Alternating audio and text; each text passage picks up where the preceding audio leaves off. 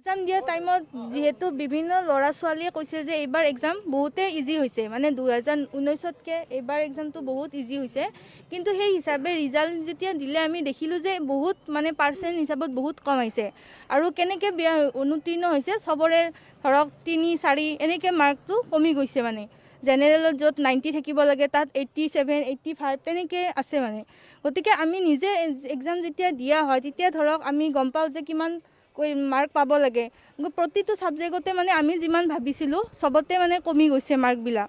গতিকে তেওঁলোকৰ এইটো আমাক এটা শুদ্ধ এনচাৰ কি লাগে, তেওঁলোকে যোৱাকালি যিটো এনচাৰ কি দিছে তাত দেখিছোঁ মানে বিভিন্ন কুৱেশ্যনে মানে ভুল কুৱেশ্যনত জি বুলি দিয়া হৈছে। এতিয়া আমি কোনেও গম নাপায় যে জি মানে কি হয়, সেইটো আমাক লাগে যে জিটো কি। এতিয়া কিছুমানে কৈছে গ্ৰেছ মাৰ্ক, তো তাত কোনো ধৰণৰ গ্ৰেছ মাৰ্ক বুলি মেনশ্যন নাই, বা সেইটো মাৰ্ক আমাক তাত প্লাছ কৰি দিয়া হোৱা নাই। আৰু আমি যিটো পৰীক্ষা এটা দিছোঁ, এটা ফৰ্ম ফিল আপৰ আমি এটা ফিজ পে' কৰিছোঁ তেওঁলোকক, তো ফৰ্ম ফিল আপটো ফিজ পে' কৰাৰ পিছত আমি বেলেগ যিবিলাক এক্সাম হয়, ধৰক চেণ্ট্ৰেল টেট হয়, তাত কি কৰে যে ৰিজাল্ট দিয়াৰ আগতে আমাক এনচাৰ কি তেওঁলোকে প্ৰভাইড কৰি দিয়ে বা OMR চিটটো দি দিয়ে। এতিয়া আমি যোৱাকালি 200 টকাকৈ পে' কৰি সেইখন চাব লগা হৈছে। আমি নিজে পৰীক্ষা এটা দিছোঁ, আকৌ আমি 200 টকাকৈ পে' কৰোঁ, তাৰপিছত আজিলৈকে তেওঁলোকৰ কোনো ধৰণৰ OMR অহাই নাই এতিয়ালৈ। গতিকে আমি কি হিচাপে মানে ৰিজাল্টটো বিশ্বাস কৰি লওঁ। গতিকে তাৰ এটা মানে উচিত আমাক এটা সিদ্ধান্ত লাগে, কাৰণ এনেকৈ আমি ধৰক বাৰে বাৰে পৰীক্ষা দি থাকিম, আমি অলপৰ কাৰণে বেয়া হৈ যাব, কিছুমানে ভালকৈ পাছ কৰি যাব। গতিকে সেইটো নহয়। আৰু কিছুমানে কৈছে যে হেকাৰে কিবা ৱেবছাইট হেৰি কৰিছিল, কাৰণ চবৰে নাম্বাৰ তেওঁলোকে পাইছে, চবৰে মেছেজ আহিছে, এতিয়ালৈকে ৰিজাল্ট দিয়াৰ পিছতো মানে হেৰি আহি আছে, মেছেজ আহি আছে। গতিকে এইটো কি হয়, পেপাৰ আউট হ'ল, পৰীক্ষাৰ পিছদিনা চব নিউজতে দিয়া হ'ল। শিক্ষামন্ত্ৰী মহোদয় আজিও কৈছে মানে পেপাৰ আউট হোৱা নাই, কাৰণ অলৰেডি কেছ চলি আছে, পেপাৰ আউট হোৱা কেছ চলি আছে। তাৰপিছত ৰিজাল্ট কেনেকৈ দিব পাৰে পেপাৰ আউট হোৱাৰ পিছত মানে। তো তাৰ এটা উচিত তদন্ত লাগে। 11 বজাত মুখ্যমন্ত্ৰী ডাঙৰীয়া, শিক্ষামন্ত্ৰী ডাঙৰীয়া কৈছে যে 11 বজাত 15 ডিচেম্বৰত ৰিজাল্ট দিব। ৰাতি 1 বা 1:30 বজাত ৰিজাল্ট কি কাৰণত দিয়া হ'ল? ইমান ৰাতি ৰিজাল্ট দিব লগাটো ইমান আকৌ জৰুৰী নাছিল মানে। তো এই চববিলাকে আমি মানে দেখিছোঁ যে চবতে খেলি মেলি মানে। গতিকে এটা ভাল আমাক এইটো ৰিভলিউশ্যন কৰি দিব লাগে, যেনেকৈ হাইস্কুল টেটত কি হৈছিল, ৰিভলিউশ্যন কৰা হৈছিল।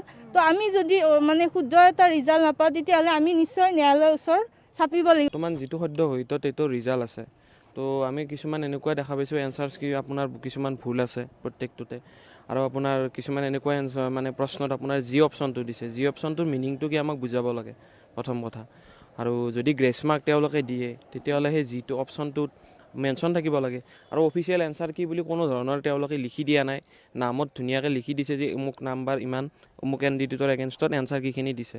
OMR চিট তেওঁলোকে 2 দিন পিছত দিম বুলি কৈছে, সেনে কথা। আৰু এনেকুৱা কিছুমান কুৱেশ্যন পাইছোঁ যিবিলাকত আমি ভুল পাইছোঁ। তো এইবিলাকৰ তদন্ত হ'ব লাগে। মেছেজ এতিয়াও আহি আছে প্ৰত্যেকৰ মোবাইলে, কিছুমানৰ মেছেজ পাই আছোঁ আমি প্ৰত্যেকে। তো এইবিলাকৰ তদন্ত হ'ব লাগে। আৰু মই ভাবোঁ যদি পুনৰ নিৰীক্ষণ কৰা যায়, তেতিয়াহ'লে বহুত কেণ্ডিডেট আকৌ পাছ কৰিব। মই নিজে 3 নম্বৰৰ কাৰণে ফেইল কৰিছোঁ, 87 পাইছোঁ LP, UPত 85 পাইছোঁ। পেডাগজিত মেক্সিমাম নম্বৰ দেখিছোঁ 9 আৰু 11, 9 আৰু 11 মেক্সিমামে পাইছে। গতিকে GBDৰ পৰাও 15টা কুৱেশ্যন তুলি দিয়া হৈছিল। তো সেই 15টা কুৱেশ্যনৰ ক্ষেত্ৰত কি তেওঁলোকে পদক্ষেপ লৈছে, তেওঁলোকে অফিচিয়েল যিখন OMR আমাক এনচাৰ কি দিছে, ঠিক তেনেকৈ আমাৰ যিখন কাৰ্বন কপি আমি জমা দিছিলোঁ, সেইখন ৱেবছাইটত উপলব্ধ কৰক তেওঁলোকে সোনকালে, অতি সোনকালে। তেতিয়া আমি ৰিভলিউশ্যনৰ কাৰণে কামটো কৰিব পাৰোঁ, বা RTI আমি কামটো কৰিব পাৰোঁ।